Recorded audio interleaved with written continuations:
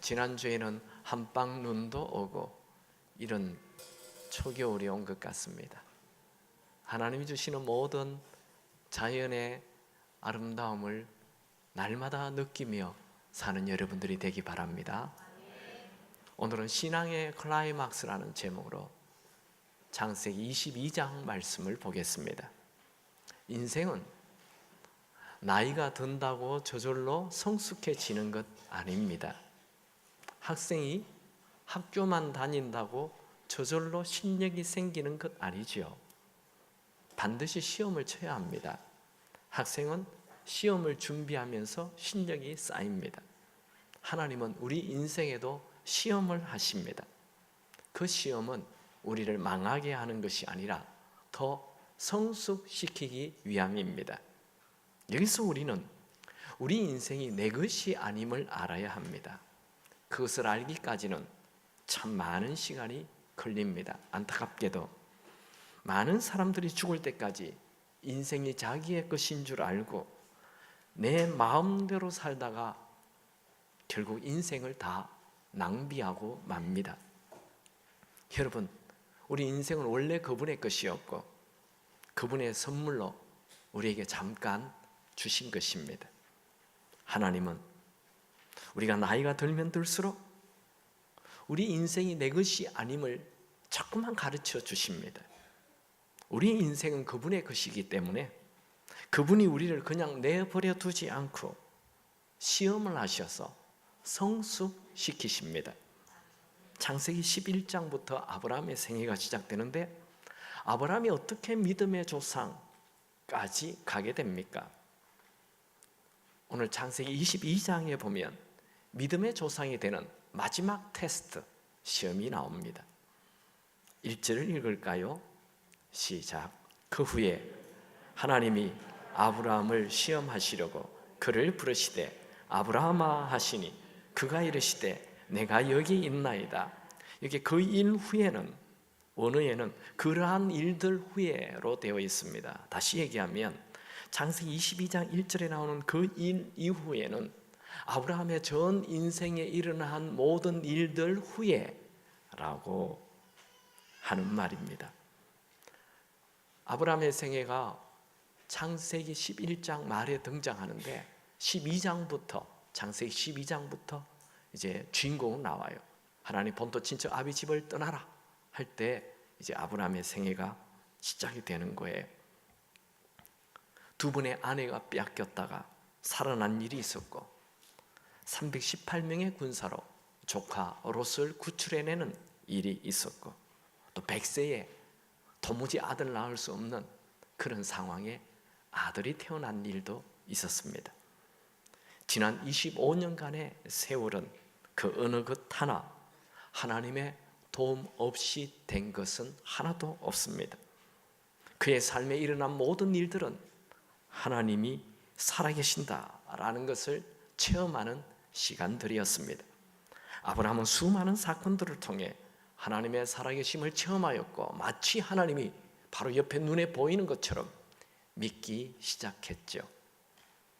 지금 창세기 22장은 그가 이 블레셋 땅에 온 지 한 10년이 지난 이후에 일어난 일입니다.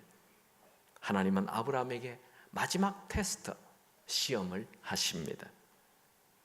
여러분, 성경은 예수 믿으면 시험이 없다, 고난이 없다 그렇게 말하지 않아요.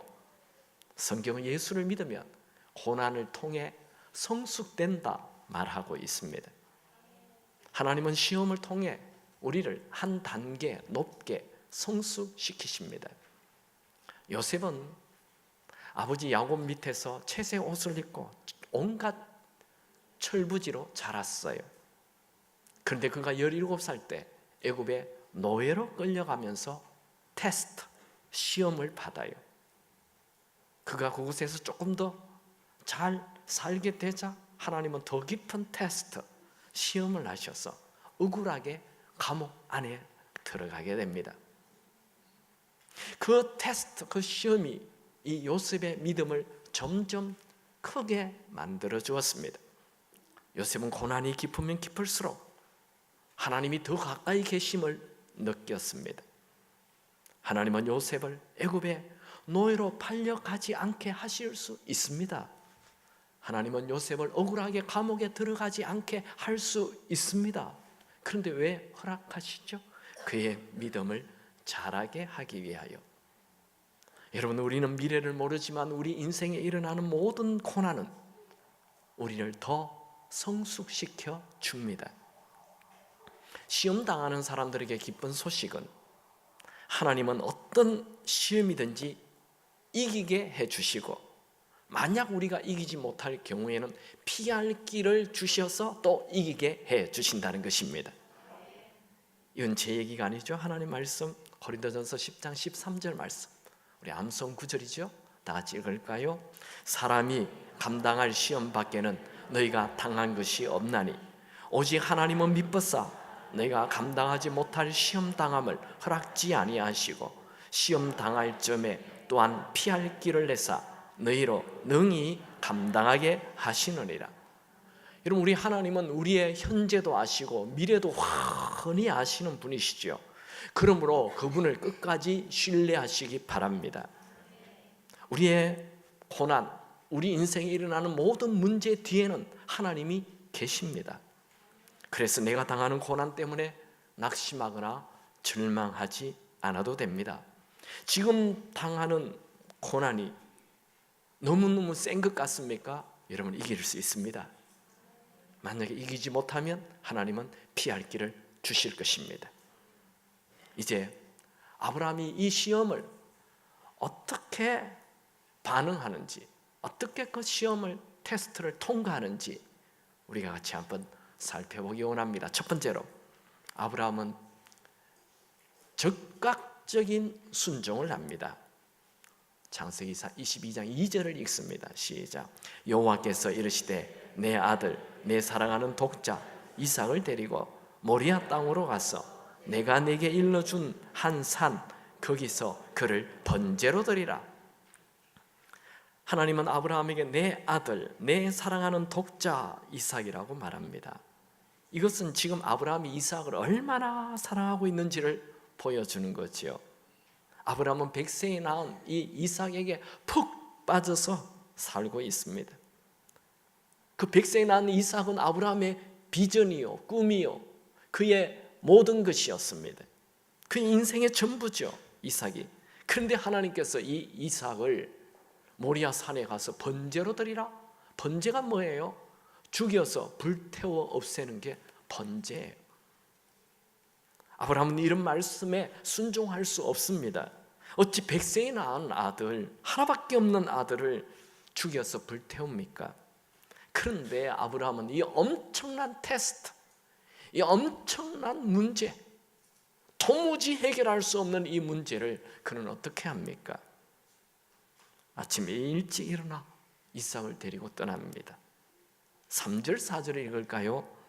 아브라함이 아침에 일찍 일어나 나귀의 안장을 지우고 두 종과 그의 아들 이삭을 데리고 번제에 쓸 나무를 쪼개어 가지고 떠나 하나님이 자기에게 일러주신 곳으로 가더니 제3일에 아브라함이 눈을 들어 그곳을 멀리 바라본지라. 아브라함이 아침 일찍 일어났다는 것은 적극적인 순종을 한다는 거예요. 근데 잠을 잤을까요? 아마 제가 생각할 때는 잠 안 잔 것 같아요. 그냥 해가 뜨기를 기다렸다가 그냥 아침 일찍 그는 하나님의 테스트, 하나님의 말씀에 반항을 하거나 머뭇거리거나 의심을 하거나 뭐 핑계를 대거나 이런 것 없이 즉시 순종합니다. 믿음은 순종입니다. 여러분, 우리는 믿으면 그냥 믿습니다 하면 되는 줄 알죠? 그건 믿음이 아니에요. 믿음은 순종으로 시작되는 거예요. 아브라함이 거주하고 있는 이 브엘세바에서 이 예루살렘에 있는 모리아 산까지 거리는 약 80km입니다. 제가 군 생활할 때 도보를 하면 1시간 걸으면 4km를 갔어요. 군인 걸음으로. 그러면 8시간 걸으면 32km를 가는 거예요. 하루 8시간 걷는 거예요. 그렇게 3일 길 하면 80km를 능히 걷게 되죠. 근데 이 직선거리가 80km지 이 이스라엘의 길들은 평지가 없어요. 다 오르락내리락 해야 돼요. 훨씬 80km보다 긴 거리라 생각이 됩니다. 그는 3일 길을 가면서 많은 갈등을 했을 거예요. 그 아들 이삭이 백세가 넘은 아브라함의 그 이마에 흐르는 땀을 닦아주기도 하고, 밥을 먹을 때 옆에서 밥 먹는 거 다 도와주고, 이런 아이를 죽여야 된다 생각하니 이 아비의 마음이 어땠을 것 같아요. 3일 동안 얼마나 많은 아픔이, 마음이 찢어졌을 거예요. 그러나 그는 그 가는 길을 중단하지 않았습니다. 순종은 갈등을 해도 방향을 바꾸지 않는 것입니다. 순종은 갈등을 해도 목적지를 향해 계속 가는 것입니다. 드디어 그가 모리아산 가까이 도착했습니다. 이 테스트, 아브라함이 어떻게 해결합니까? 첫 번째는 적극적인 순종, 이제 두 번째는 하나님을 향한 절대 신뢰입니다. 5절 6절을 읽죠. 같이 읽습니다. 이에 아브라함이 종들에게 이르되 너희는 나귀와 함께 여기서 기다리라. 내가 아이와 함께 저기 가서 예배하고 우리가 너희에게로 돌아오리라 하고, 아브라함이 이에 번제 나무를 가져다가 그의 아들 이삭에게 지우고 자기는 불과 칼을 손에 들고 두 사람이 동행하더니, 아브라함이 이제 그 모리아 산에 다 왔어요. 산자락에 왔어요. 이제 올라가기만 하면 돼요. 그런데 종들에게 너희들은 여기서 기다리라. 그리고 이삭과 함께 번제 드리러 올라갔어요. 왜 그랬죠? 이게 성경 원어에 보면 이 두 종이 다 젊은 종이에요. 이 젊은 두 종과 함께 이렇게 번제단에 가서 아들을 묶어 가지고 칼로 찔러 죽이려고 하면 그 두 종이 아이고 이 할아버지가 노망했나 보다 하면서 막았겠죠? 그 막을 걸 다 알아요, 아브라함이. 그래서 너희들은 여기 있으라. 내가 올라간다. 우리 아이들 같이 올라가겠다. 이것은 완전한 순종을 얘기하는 거예요. 순종은 이렇게 순종하는 흉내를 내는 게 순종이 아니에요. 이렇게 계산을 하는 순종은 순종이 아니에요. 하나님 앞에, 하나님 내가요 정말 얘를 번제로 드리려 했는데 이 종들이 하도 말려가지고 어떻게 할 수가 없었어요. 이런 걸 머리를 쓰는 게 순종이 아니에요. 우리는 순종을 얘기하면 우리 남편이, 우리 아내가 뭐 이런 그런 건 순종이 아니에요. 순종은 그런 핑계 댈 거리를 다 없애고 그냥 말씀에 100% 순종하는 거예요. 그래서 종들을 떼놓는 거예요. 그리고 종들에게 이제 내가 아이와 함께 가서 번제를 드리고 돌아오는데 우리가 돌아오리라 이렇게 말해요. 이런 말은 아브라함이 이삭을 번제로 드려도 하나님이 살려줄 걸 믿는다는 거예요. 이 사건을 신약 히브리서는 하나님이 주시는 지혜로 이렇게 기록하고 있어요. 히브리서 11장 17절에 19절 한번 읽어볼까요? 아브라함은 시험을 받을 때에 믿음으로 이삭을 드렸으니 그는 약속들을 받은 자로되 그 외아들을 드렸느니라. 그에게 이미 말씀하시기를 내 자손이라 칭할 자는 이삭으로 말미암으리라 하셨으니 그가 하나님이 능히 이삭을 죽은 자 가운데서 다시 살리실 줄로 생각한지라. 비유컨대 그를 죽은 자 가운데서 도로 받을 것이니라.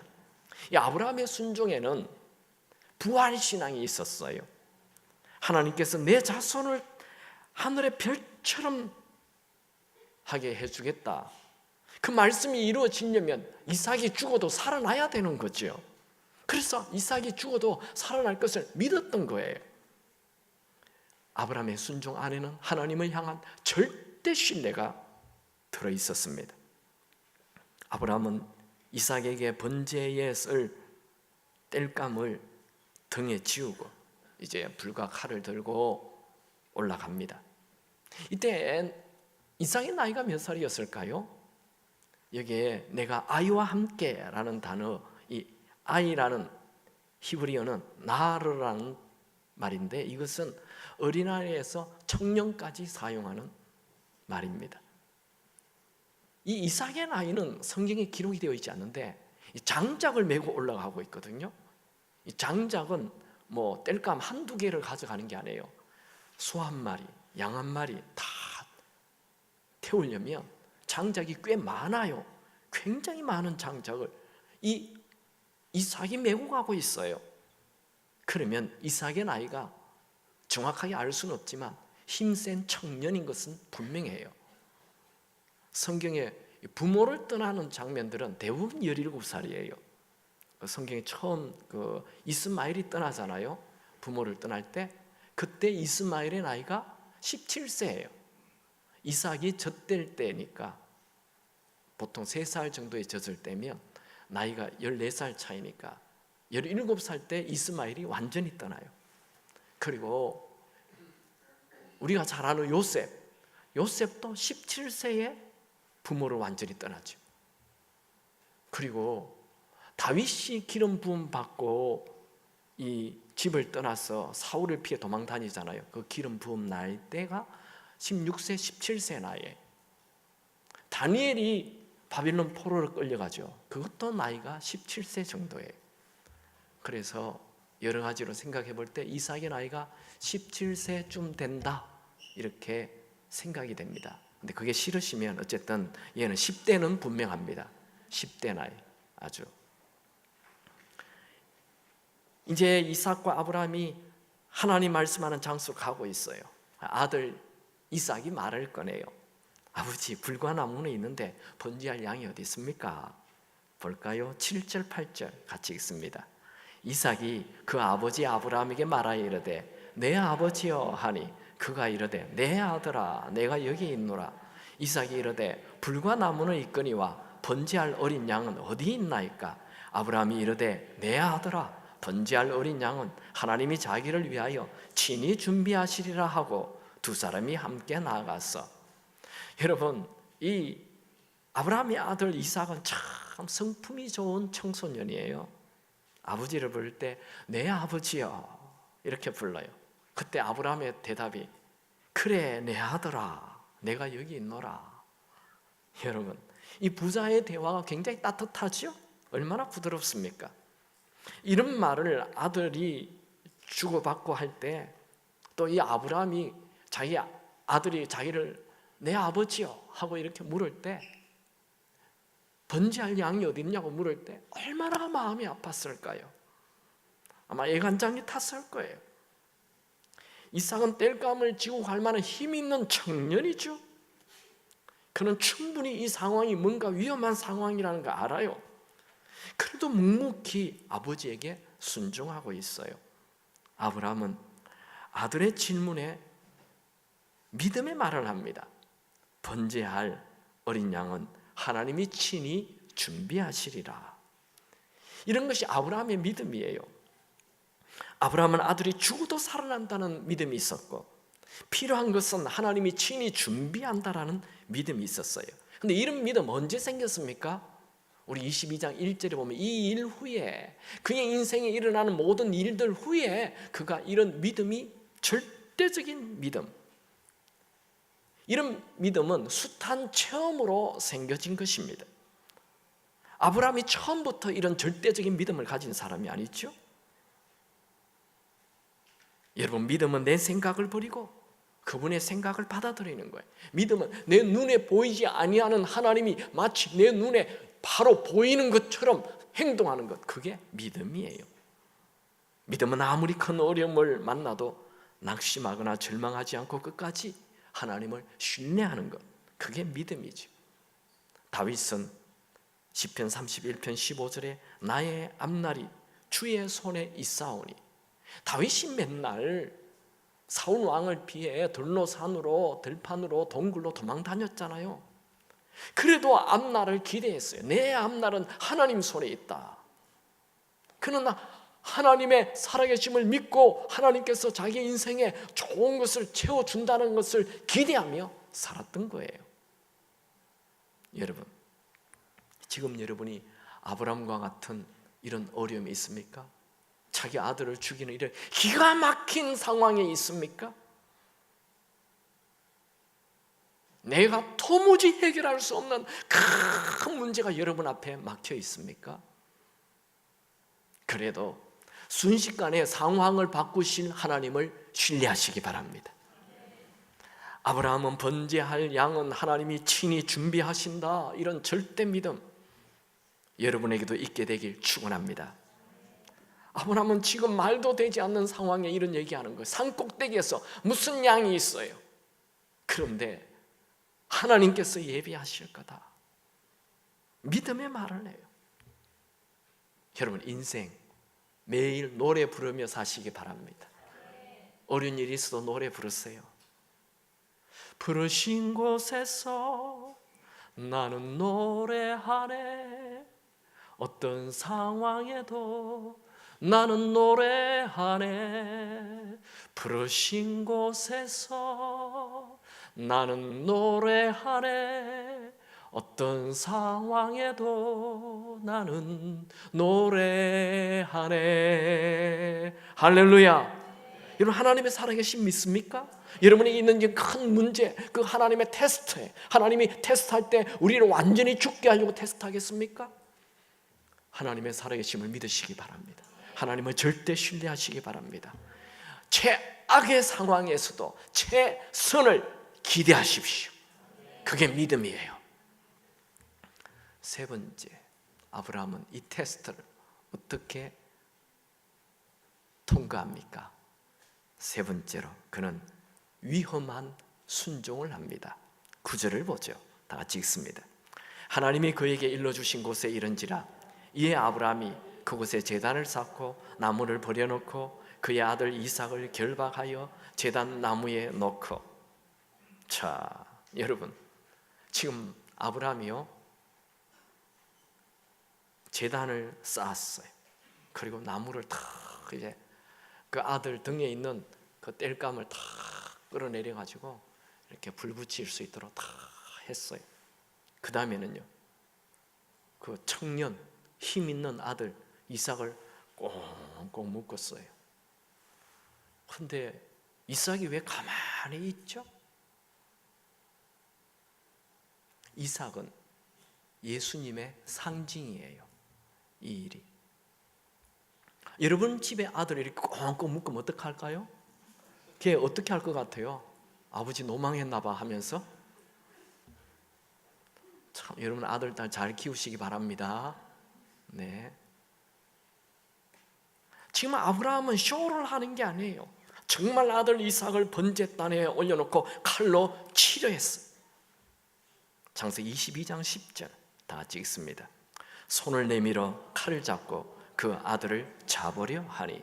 정말 숨막히는 순간이에요. 여러분, 아브라함의 믿음이 어느 정도인지 아시겠죠? 그는 하나님이 말씀하시면 위험한 순종이라도 순종하는 거예요. 믿음은 순종이라 했죠. 순종이 믿음입니다. 그때 하나님께서 급박하게 아브라함을 부르십니다. 창세기 22장 11절 12절 같이 읽습니다. 여호와의 사자가 하늘로부터 그를 불러 이르시되 아브라함아 아브라함아 하시는지라. 아브라함이 이르되 내가 여기 있나이다 하매 사자가 이르시되 그 아이에게 내 손을 대지 말라. 그 아이에게 아무 일도 하지 말라. 내가 내 아들 독자까지라도 내게 아끼지 아니하였으니 내가 이제야 네가 하나님을 경외하는 줄을 아노라. 얼마나 다급한지 하나님께서 두 번이나 아브라함아 아브라함아 다급하게 부르십니다. 하나님은 아브라함의 마음을 보셨어요. 하나님은 아브라함이 정말 이삭을 죽이는 것을 원치 않았습니다. 하나님은 아브라함의 절대적인 순종을 보기를 원했습니다. 믿음은 행동으로 드러나야 합니다. 행함이 없는 믿음은 가짜입니다. 여러분의 이 하나님께 절대 드리지 못하는 것, 그게 뭡니까? 주일 성수입니까? 11조입니까? 우리 한국 사람들의 아킬레스 건은 두 가지예요. 돈과 자식이죠. 그것까지도. 하나님은 아브라함에게 너는 진짜 나를 경외하는 줄 알겠노라 말씀하였어요. 여러분들이요, 이 절대적인 순종을 할 때, 네가 진짜 나를 경외하는구나. 내가 제일 중요하게 여기는 것까지도 내어놓을 때 하나님께서 네가 정말 나를 경외하는구나. 뭐 교회 왔다 갔다 한다고 하나님이 네 나를 경외하는구나 그렇게 말씀하지 않아요. 지금 아브라함의 나이가 110세에서 120세 정도 됩니다. 그는 인생 살 만큼 살았어. 그는 더 이상 이제 사람의 눈치를 보지 않습니다. 하나님의 눈치를 보며 하나님을 두려워합니다. 여러분이 하나님은 안 보이고 사람만 보입니까? 사람의 눈치만 봅니까? 그건 믿음이 아닙니다. 믿음은 하나님만 보여야 돼요. 사람들의 눈치, 사람들의 얘기는 그 중요한 게 아니에요. 아브라함은 이 일로 믿음의 조상이 됩니다. 신앙의 최고봉은 절대 순종으로 하나님을 경외하는 것. 그게 신앙의 최고봉입니다. 하나님은 아브라함이 이삭에게 말한 대로 그 믿음대로 숫 양을 준비해 주셨어요. 창세기 22장 13절 같이 볼까요?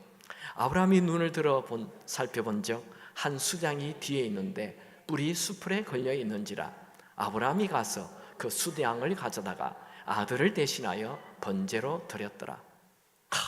이 진짜 기가 막히는 순간이잖아요. 아들이 죽는 줄 알았어요. 아버지가 칼을 뽑을 때 정말 눈을 감았어요. 죽는 줄 알았어요. 그런데 하나님의 음성이 들렸어요. 아브라함아, 아브라함, 내 아들을 손대지 말라. 언어에는 손을 뻗지 말라 되어 있어요. 그러니까 손을 확 뻗으면 죽는 거예요. 그때 이 아브라함과 이삭이 둘 다 최고의 긴장 순간인데 그 순간이 탁 멈춰질 때, 그리고 옆에 양이 준비되어 있는 것을 보고 그 양을 대신 잡아서 번제를 드릴 때 그냥 맨전신으로 번제를 드린 것이 아닐 거예요. 아브라함의 눈에는 눈물이 계속 쏟아져. 아들 이삭의 눈에도 계속 눈물이 쏟아져. 번제를 다 드린 이후에 두 부자가 껴안고 펑펑 울었을 것입니다. 이 사건은 아브라함에게 또 한 번 하나님께서 모든 것을 앞서서 준비하신다는 것을 체험하게 되었어. 그래서 그는 이 일로 여호와 이레 하나님이라고 노래를 부릅니다. 22장 14절 읽을까요? 아브라함이 그 땅 이름을 여호와 이레라 하였으므로 오늘날까지 사람들이 이르기를 여호와의 산에서 준비되리라 하더라. 여러분, 우리 하나님은 어떤 분이십니까? 우리가 가는 길에 먼저 앞서 가서 준비하시는 분이십니다. 여호와 이레는 하나님께서 준비하셨다, 하나님께서 일찍 보셨다, 그런 뜻입니다. 우리 앞에 홍해가 막히면 홍해의 길을 이미 준비해 놓으셨습니다. 우리 앞에 견고한 여리고성이 있으면 하나님은 이미 그 여리고성을 무너뜨릴 방법을 준비해 놓으셨습니다. 우리 앞에 골리앗이 있으면 골리앗을 죽일 물맷돌을 이미 준비해 놓으셨습니다. 아브라함은 내일 일은 모릅니다. 그냥 말씀에 순종하며 하루하루 삽니다. 여러분, 놀라운 순종을 하려고 하지 마세요. 그냥 오늘 말씀에 한 발자국 한 발자국 순종하며 하루하루 순종의 삶을 사시기 바랍니다. 마틴 루터 킹 목사님은 이런 말을 하였죠. 믿음을 가지고 첫 걸음을 움직이라. 계단 전체를 볼 필요는 없다. 그냥 첫 걸음을 움직여라. 이런 아브라함의 위험한 순종을 하는 이 아브라함에게 하나님께서 큰 은혜를 부어주죠. 16절에서 18절입니다. 같이 읽죠. 이르시되 여호와께서 이르시기를 내가 나를 가리켜 맹세하노니 네가 이같이 행하여 내 아들 내 독자도 아끼지 아니하였은즉 내가 내게 큰 복을 주고 내 씨가 크게 번성하여 하늘의 별과 같고 바닷가의 모래와 같게 하리니 내 씨가 그 대적의 성문을 차지하리라. 또 내 씨로 말미암아 천하 만민이 복을 받으리니 이는 네가 나의 말에 준행하였음이니라 하셨다 하니라. 하나님께서 아브라함에게 이 복의 근원이 되게 하는 큰 복을 주는 이유는 네가 나의 말에 준행하였기 때문이라. 하나님이 감동한 거예요. 여러분, 하나님은 우리의 말에 감동하지 않아요. 하나님은 우리의 순종의 행동에 감동하십니다. 위험한 순종까지 하는 이 100% 순종에 하나님은 감동하십니다. 우리는 복 받는 건 되게 좋아해요. 복에 근원되는 건 되게 좋아해요. 그런데 복에 근원되는 조건이 있다고요. 그것은 하나님 말씀에 100% 순종할 때. 여러분, 하나님의 말씀에 위험한 순종까지 할 수 있는 여러분이 되기 바랍니다. 이 위험한 순종 사건 이후에 아브라함에게 평소에 얘기하셨던 그 너의 자손이 하늘의 별처럼 된다는 비전이 이루어지게 하십니다. 이 비전이 비전으로 끝난 사람들이 많아요. 순종이 없이는 비전은 그저 비전으로 끝날 뿐입니다.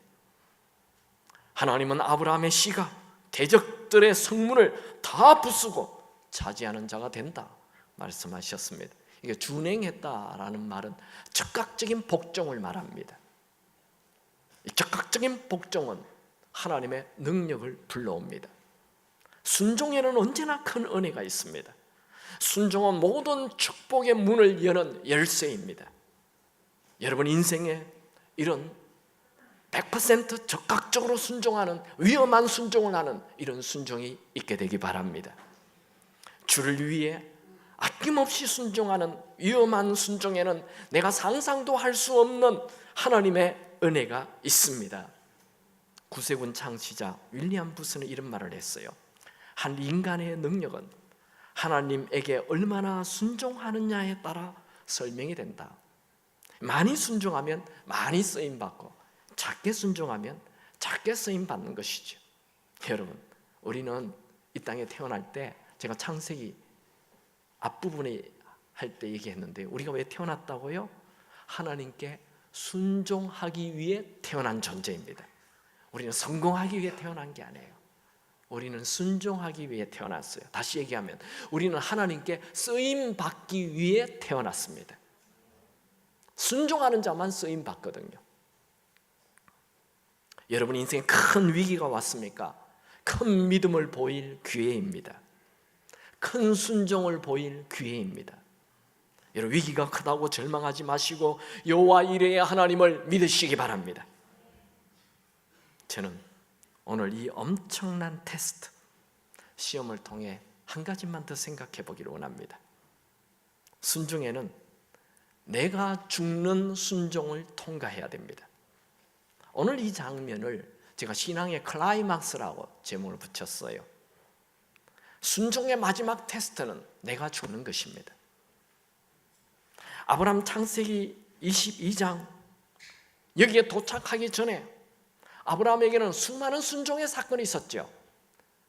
창세기 12장에 내 본토 친척 아비 집을 떠나라. 처음으로 하나님의 음성을 들었어요. 처음으로 하나님이 계신 것을 알았어요. 그게 이제 신앙생활의 시작이에요. 두 번째, 아브라함이 99세 때 하나님께서 그의 이름을 아브라함에서 아브라함으로 바꾸라, 사레에서 사라로 바꾸라. 아브라함은 고귀한 자, 너 성공되는 거 그걸 위해 살지 말고 아브라함, 열방의 아버지로 살라. 이렇게 비전을 확 바꿔줘요. 또 사라, 공주, 네가 뭐 공주 되는 거 하지 말고 사라, 열국의 어미가 되라. 그런 비전을 바꾸는, 여기에 순종을 해요. 그리고 또 할례를 받으라 하잖아요. 할례가 뭡니까? 99세 할아버지가 뭐 할례 받는데 왜 받아요? 세상의 모든 쾌락을 버려라, 그렇게 얘기하는 그 순종을 해요. 세 번째, 그가 하갈과 동침해서 낳은 이스마엘, 그 이스마엘을 버리라는 거예요. 자기 몸이에요. 자기 피부치예요. 그 이스마엘과 지금 13년, 14년 같이 살았어. 육체의 아들이에요. 약속의 아들이 아니에요. 믿음의 아들이 아니에요. 자기가 생각해서 만들어낸 거예요. 자기 꾀예요. 하나님은 너의 삶의 육체적인 생각, 그 육신적인 습관, 세상의 모든 세속적인 죄된 것을 다 끊어 말씀하신 거죠. 네 번째, 백세에 난 아들 이삭을 죽여 번제로 드리라. 이게 순종의 클라이막스예요. 아브라함은 아들 이삭을 번제물로 드리기 위해 모리아 산으로 갔습니다. 그것은 아들 이삭을 죽이러 가는 게 아니에요. 자기가 죽는 거예요. 자기가. 아버지가 아들을 죽이는 일이 가능합니까? 부모가 자식을 위해 죽는 것은 가능합니다. 그런데 어찌 아비가 자식을 죽입니까? 이것은 아비인 내가 죽는 것보다 더 심한 내가 죽는 거예요. 여러분, 나를 죽인다면 별로 감동 없어요. 저요, 제가 죽는다, 뭐 그럼 덤덤히 받아들여요. 살 만큼 살았어. 저 먹을 거 다 먹어봤어요. 아름다운 것, 세상에 좋다는 것 제가 다 가서 봤어요. 이제 뭐 보겠어요? 여기 나이 한 40 넘은 분, 막 죽는다 하면 죽기 바랍니다. 뭐 괜찮아요. 뭐 굉장히 좀 떠는 분 계시는 것 같은데, 뭐 나이 40 정도 되면 다 먹을 거 먹고 다 볼 거 다 봤어요. 뭐 그렇게 죽어도 됩니다. 뭐 내가 죽는다, 덤덤히 받아들이면 돼요. 죽는구나. 근데 내 아들을 죽인다? 이건 좀 상황이 달라져요.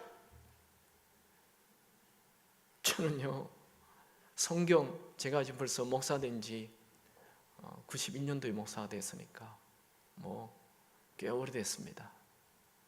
그 30년 목사의 삶을 살고 있는데 제가 이 설교 한 번도 한 적이 없어요. 왜요? 난 이 설교가 불편하더라고요. 아버지가 아들을 죽이는 이 장면은, 우리 교회가 더더욱 이 가정 중심의 교회잖아요. 그래서 나는 이런 설교는 안 했어. 근데 이제 창세기 차례대로 오니까 이거 안 할 수가 없어요. 이제 제가 안 할 수 없는 설교에 도달한 거예요. 근데 아니나 다를까 이 설교는 정말 내가 힘든 설교. 이 설교는 정말 정상적인 부모로서는 할 수 없는 설교입니다.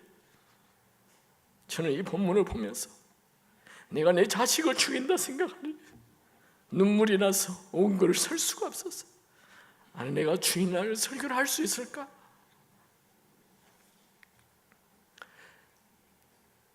사람은요, 자기가 죽는 것보다 내 눈앞에서 내 아들이 죽는 것, 이것은 1000배, 10,000배 더 어려운 것입니다. 우리 아이들은, 여기 지금 10대 아이들이 있는데요, 10대들은 이런 얘기가 귀에 들리지 않을 수가 있어요. 근데 여러분들이 정말 결혼해서 아들, 딸을 낳아보세요.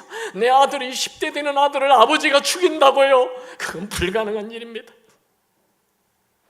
이 아브라함이 자기 자식을 죽이는 이 장면은 이미 자기가 죽었고, 자기 이기심이 죽고, 자기 욕망이 죽고, 자기의 전부가 다 죽은 것입니다. 우리의 모든 문제는 내가 죽지 않아서 생기는 것입니다. 신앙의 절정은 내가 죽는 것입니다. 내가 죽으면 바로 그날 성자가 됩니다. 아브라함은 그 제단 앞에 자기가 죽었어요. 그런 이삭을 죽일 때 자기의 비전도 죽고, 자기의 미래도 죽고, 자기의 모든 것이 다 죽었습니다. 여러분, 예수를 믿는다는 게 뭘까요?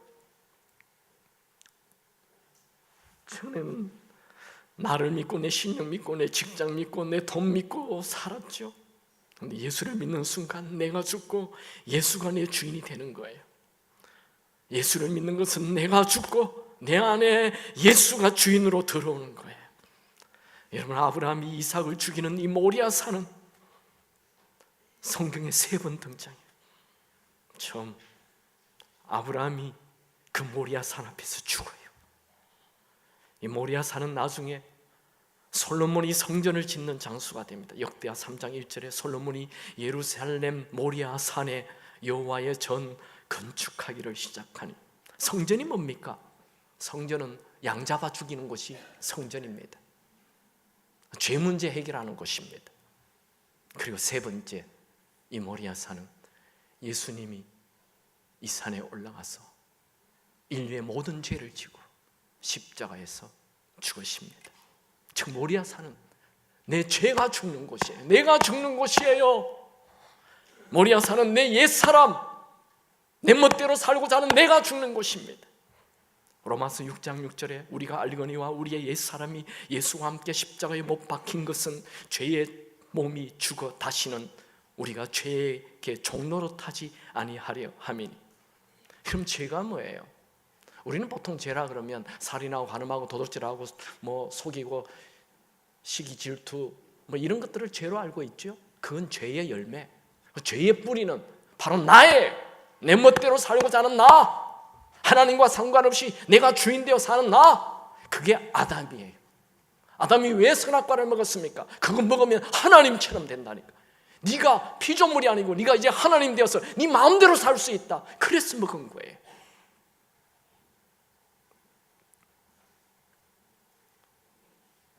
아담과 하와는 하나님 말씀에 순종하며 사는 피조물로 살게 되어 있는데, 하나님과 결별하고 자신이 주인 되어 자기 마음대로 살기로 시작했습니다. 그것이 죄입니다. 그게 죄의 뿌리입니다. 이 아담의 피는 후손들에게 모두 흘러 들어갔어. 모두 다 불순종의 영들을 가진 자들이 되었죠. 하나님은 노아의 대홍수로 이 불순종의 사람들을 다 죽게 해버렸어요. 그 대신 노아의 10대 손 아브라함을 통해 순종의 작은 여자가 태어나기를 원하셨습니다. 하나님께서 처음 아브라함을 선택했을 때 그는 순종의 사람이 아니었어요. 하나님은 아브라함을 순종의 사람이 되도록 훈련하셨어요. 이제 마지막 독자 아들 이삭까지 바치는 완전한 순종을 통과하게 하였습니다. 아브라함이 하나님 말씀에 절대 순종함으로 이삭을 죽이는 사건을 통해 이스라엘 민족이 시작됩니다. 예수님이 하나님 말씀에 절대 순종하여 십자가에 죽으시는 사건으로 통해 영적 이스라엘이 시작됩니다. 여러분, 이거요, 그냥 아무렇게나 사람들이 만드는 얘기 아니에요. 이거 진짜 있었던 일이고, 이 아브라함의 사건은 예수님의 사건을 구약에서 보여주는 거예요. 이삭이 그렇게 순전한 양처럼 죽는 것은, 순종하는 예수님이 그렇게 순전한 양으로 죽으시는 것을 보여주는 거예요. 여러분, 내가 주인 되어 하나님 말씀과 상관없이 내 마음대로 사는 그것은 불순종의 아들 아담의 후손이 되는 것입니다. 우리는 이제 하나님 말씀에 절대 순종하는 이 아브라함의 후손이 되어야 합니다. 예수를 믿는 것은 내가 죽는 것입니다. 예수를 믿는 것은 내 고집, 내 생각, 내 주장 죽는 거예요. 여러분, 기도 많이 한다고 내가 죽은 줄 아십니까? 착각하지 마세요. 그거 아닙니다. 교회 열심히 다닌다고 여러분 죽은 줄 아십니까? 교회만 열심히 다닌 거죠. 여러분의 기도가 다 나의 유익을 위한 기도라면 그 아무리 기도 많이 해도 소용없습니다. 예수를 믿으면 믿을수록 내가 작아지고 내가 사라져야 돼요. 여러분, 예수님이 왜 우리를 위해 죽으셨나요? 로마서 14장 9절, 암송 구절이죠. 다 같이 읽습니다. 시작. 이를 위하여 그리스도께서 죽었다가 다시 살아나셨으니 곧 죽은 자와 산 자의 주가 되려 하심이라. 여러분, 예수님은 죄에 빠진 우리를 건져주시고 가버린 분이 아닙니다. 죄에 빠진 우리를 건져주시고 우리 안에 주인으로 들어오신 것입니다. 그 한 구절로 목사님 그런 얘기 할 수 있습니까? 이런 분들 때문에 한 구절 더 보죠. 고린도후서 5장 15절 다 같이 읽습니다. 시작. 그가 모든 사람을 대신하여 죽으심은 살아있는 자들로 하여금 다시는 그들 자신을 위하여 살지 않고 오직 그들을 대신하여 죽었다가 다시 살아나신 이를 위하여 살게 하려 함이라. 그러니까 예수를 믿는다는 것은 더 이상 내 안에 내가 주인 되어 나를 위해 하나님을 이용하는 그런 수준의 삶은 예수 믿는 것이 아니고, 예수 믿는 것은 내 안에 있는 내가 죽고 내 안에 예수가 주인 되어 사는 것, 그분이 내 안에서 살아가는 것, 그게 예수 믿는 것입니다. 여러분, 예수님을 믿습니까? 아브라함이 이삭을 죽이듯이 나를 죽이십시오. 내가 죽으면 진짜 살아납니다. 내가 죽으면 내 안에 예수가 삽니다. 내가 죽고 예수가 살면 내 진짜 인생이 시작돼요. 내가 죽고 내 안에 예수가 살면 가정이 살게 돼요. 내가 죽고 내 안에 예수가 살면 교회가 살게 돼요. 내가 죽고 내 안에 예수가 살면 상상도 할 수 없는 일들이 펼쳐집니다. 내가 죽어야 복의 근원이 됩니다. 내가 죽어야만 많은 열매 맺으리, 도우시리라. 주 말씀하셨네. 내가 죽어야만 많은 열매 맺으리. 내가 죽으면 내가 가는 장소에는 다 열매가 있습니다. 내가 살아있으면 내가 가는 장소가 다 시끄러워요. 불평이 많아요. 내가 살아있으면. 안희수 여사가 쓴 책 3권인데 참 재밌어요. 첫 번째 책 죽으면 죽으리라. 두 번째 책 죽으면 살리라. 세 번째 책 죽어요. 그런데 안 죽어요. 무슨 얘기죠? 한 번 죽는 걸 안 된다 이 말입니다. 그래서 바울이 얘기하죠. 고린도전서 15장 31절 같이 읽을까요? 형제들아, 내가 그리스도 예수 우리 주 안에서 가진 바 너희에 대한 나의 자랑을 두고 단언하노니 나는 날마다 죽노라.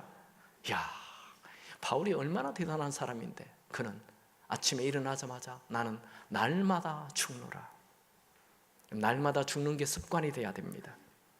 20세기 가장 위대한 그리스도인으로 쓰임받았던 빌 브라이트는 32세에 하나님, 내가 만약 죄를 범한다면 죽음을 주옵소서. 그는 그날 죽음을 선택했습니다. 그날 이후로 수많은 대학생들을 이끌어가는 CCC를 만들어서 전 세계 영적 거장이 되었습니다. 오스왈드 스미스는 38세에 죽음을 선언합니다. 그날 이후 그가 가는 데마다 영적 부흥이 일어났습니다. 내가 죽을 때 놀라운 일들이 펼쳐집니다. 저는 오늘 이 아브라함이 이삭 죽이는 사건 앞에 하나님, 오늘 내가 죽기를 원합니다.